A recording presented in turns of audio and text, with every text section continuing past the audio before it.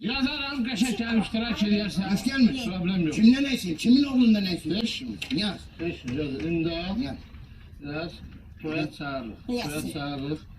Yazır. Yazdım. Düzdün mü? Yan gözle bağlayayım. Allah. Getir gittim yoldan bağla ver. Ver. Aa, bir ipli. Oturun olur. Sana gözlüyük. Ha, nedir?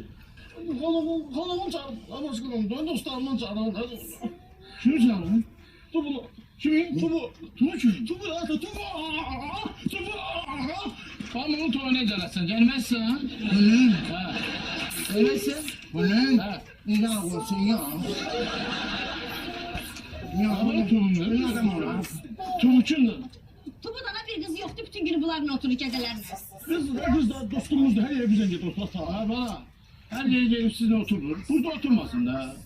Bunun böyle bak tubu kız da bak onun yiyesi yok ki bunun böyle o tubu derse ay tubu. Basın bir yerde.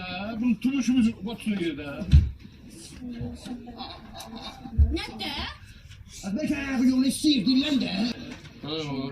Ha, ne? Ha bu ondan başka mesele. Çok sağ ol. Hiç. Ben sevindim. Seni tebrik ederim. Ben de seni. Buyur. Çok sağ ol.